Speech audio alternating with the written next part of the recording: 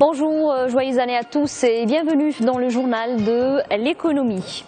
Nous sommes en 2015, un début d'année marqué par une baisse des prix des produits pétroliers. Vous l'aurez certainement remarqué ce matin lors de votre passage à la pompe.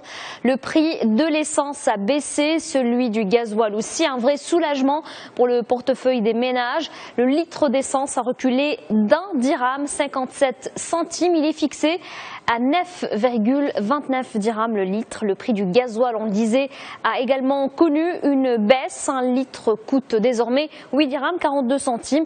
Pour les industriels, la tonne du fioul destiné à la production de l'électricité a cédé 543 dirhams. Le prix du fioul numéro 2 est descendu à 3487 dirhams la tonne, soit à peu près 543 dirhams de moins. Et cette baisse des prix s'explique en grande partie par l'effondrement du pétrole. Pour les marchés internationaux, 2014 a été une année noire. Elle aura été marquée par la chute des cours de brut. Retour sur cette année mouvementée pour les marchés dans ce sujet.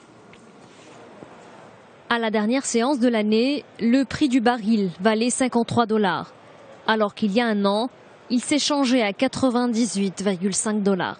Une tendance baissière observée tout au long du second semestre. Pourquoi les cours de l'or noir n'arrivent pas à rebondir? Eh bien, la réponse est simple, l'absence de soutien.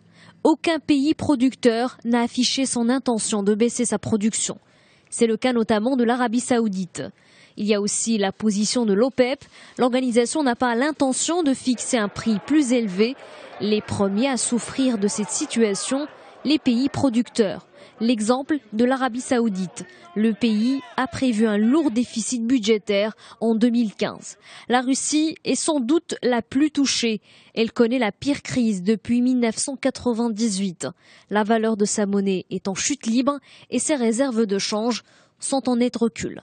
La valeur de beaucoup d'autres matières premières a chuté cette année, à commencer par les métaux, l'argent, le cuivre, le nickel. Ils accusent de lourdes baisses. Les denrées alimentaires ne sont pas en reste. Le riz a reculé de 24%, le soja de 20%, sans oublier le coton. Il a enregistré une baisse de 28% sur l'année. On s'intéresse maintenant à l'emploi au Maroc. 400 000, c'est le nombre de diplômés insérés dans le marché du travail depuis 2007. Le chiffre est dévoilé par le ministre de l'Emploi et des Affaires sociales. Répondant à une question à la Chambre des conseillers, Abslam Sdeki a salué les efforts de l'ANAPEC. L'agence joue un rôle important dans l'intermédiation pour l'emploi.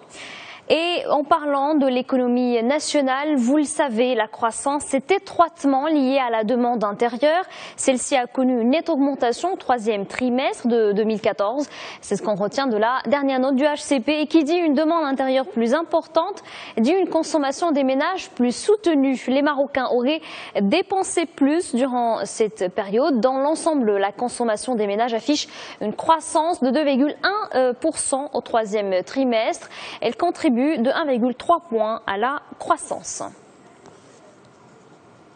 Au Maroc, toujours Tanger devrait emboîter le pas à Rabat et Casablanca, la ville des T3, va se doter d'un tramway dans les années à venir. Les études de réalisation du projet des lignes de tram devraient être fin prêtes début 2015. C'est ce que vient d'annoncer le maire de Tanger.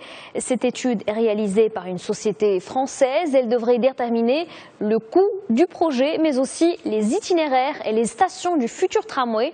Quant aux axes, on parle déjà d'une première ligne qui relierait les quartiers à forte concentration de la population et les zones industrielles de la ville de Tanger. Et avant de terminer, un mot de tourisme. Elle est dans le top 20 des meilleures destinations mondiales en 2015 et c'est une ville marocaine. On parle d'Essaouira. C'est un classement du Daily Telegraph. Le journal britannique met en avant les atouts touristiques de la cité des Alizés. Essaouira attire de nombreux touristes britanniques. La ville sera desservie à partir du 1er mai 2015 par une liaison aérienne. Elle sera assurée par le transporteur low cost EastJet. Voilà donc pour l'actualité économique. Très bonne journée sur notre antenne et joyeuses années à tous.